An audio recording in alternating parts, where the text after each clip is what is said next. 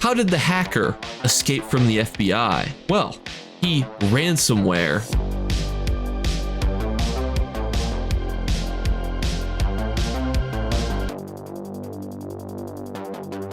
What's going on, YouTube? So notoriously, I've been asked a lot to make more build videos, but I've been a little bit apprehensive because while it's fun to talk about sets and how powerful certain combinations can be, there is a lot of pushback and feedback for people who build specific ESO builds.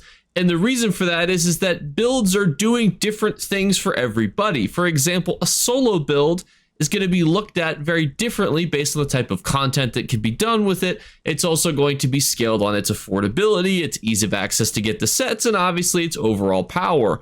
Then you're also going to have people who make PvE builds for 4-man and trial content, and obviously to a lot of people are going to be valuing different things. Do you value power? Do you value the ability to get the sets? It's all well and good to go, Jake, the best sets in the game are perfected trial gear. Wow, that's such a brave take from most people.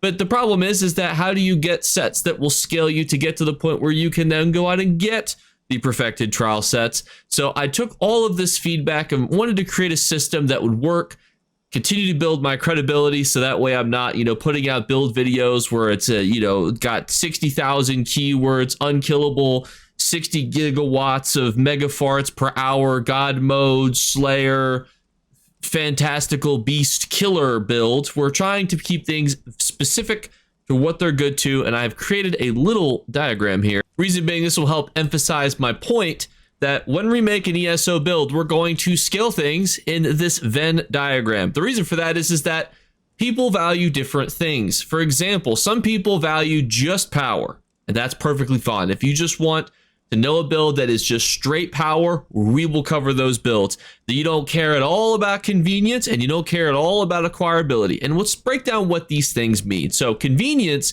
is how easy it is to actually operate the build. So that is its thumbs required scale. Does it require 0 thumbs, 1 thumbs, 1.5 thumbs? I hope not. Poor David will be out of the job here. And then we look at acquirability. A lot of people value acquirability because if it requires perfected gear or trial gear or sometimes even arena weapons, it can be a little bit dissuading as newer players because you want to have a build that you can use to go get those things. You're not just going to run into Vate Strand Arena running off of zone gear that you just found all wimbly bimbly out in the wilderness.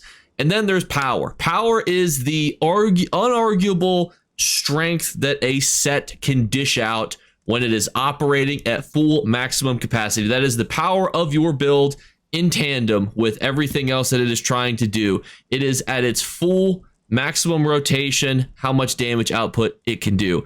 Also, it will factor in things like, solo. Well, if we do support sets, power might be relative to tanking and supporting based on how good it is. But this is the generic, how good of a set it is. And now I'm going to walk us through an example because in theory, you could grade a whole build on this Punnett square, which is generally what we're going to do in these upcoming videos. But you can also rate individual sets or skills. Now, when we do a build, it's going to be all of those things mushed into one. Obviously, some skills are more annoying to get than others. They require you to have things like the Sijic order, which requires a DLC.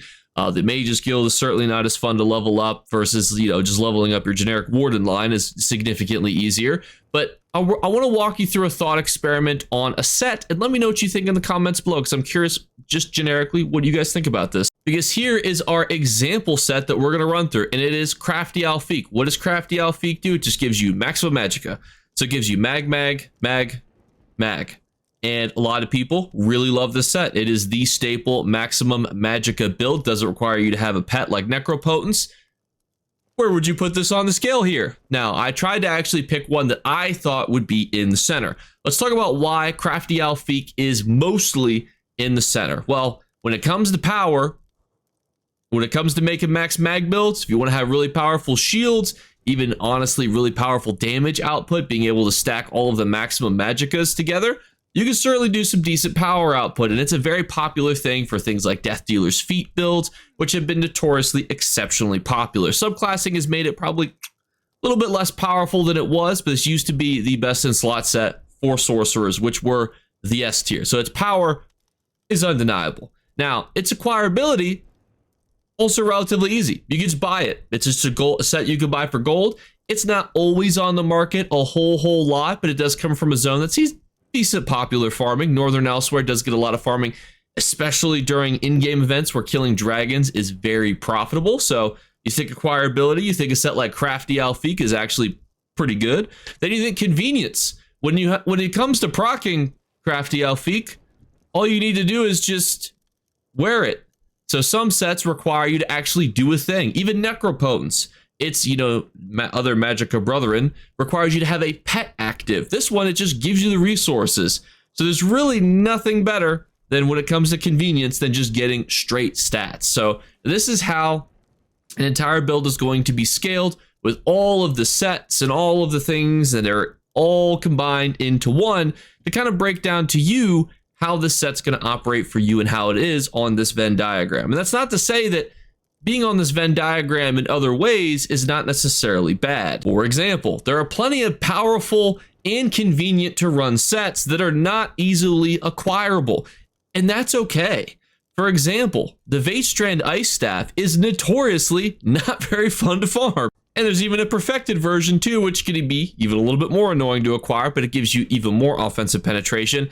And it's pretty easy to use because it just requires you to cast weakness to elements, which a lot of people already do generally in combat anyway, even if they're not using the perfected Ice Staff. And you can see it just does a ton of damage to players, and it's overall a very easy skill to operate. So you think to yourself, well, Jake, this is not easily acquirable. It's not, but that doesn't mean it's not powerful and it's not convenient. So if it's convenient to run because it's not difficult to easily proc those conditions and it's powerful, there's going to be plenty of builds that are mostly these blue reds on this Venn diagram here, and that's totally okay. There's also going to be ones that are, a combination of all three or just two of them. Sometimes just one of them. For example, there are very powerful sets that are hard to operate. And there's also ones that are very convenient to run. There are super easy, convenient builds that are not necessarily super easy to acquire and not necessarily super powerful in the grand scheme of what you think of being notoriously powerful when it comes to content. We will also be very clear and articulate what this set is good for. For example, there are tons of good sets that necessarily can't be stacked on top of each other if you're running Zens, or there's also sets that are just naturally better for different types of even PvP content. Imperial City is very different than Cyrodiil, which is very different than Battlegrounds, which is very different than dueling. Not to say that a set can't be good at all of those things, but you need to really be clear what your set is good when it comes to those types of content. And that's where I really wanted to take my time when it came to creating a system that would be very accurate in portraying that information to you as the viewer. But I also would like, if you're still watching this video, to tell me what are some couple things that you might want in these build videos. Do you prefer seeing lots of gameplay? Do you like lots of explanations about rotations? What's a good length that you think these videos should be? Because I could see myself rambling and parsing and talking about them for a significant period of time, which some people may like, some people may dislike. How much do you value convenience over power over acquirability? What do you consider to be difficult to acquire? Is it if it drops from a dungeon? Is it if it drops from a DLC dungeon? Is it if it drops from any DLC dungeon? Is it if it costs Telvar? Give me some examples of that. What do you consider to be convenient? Less button rotation, higher windows for keyframes like bursting?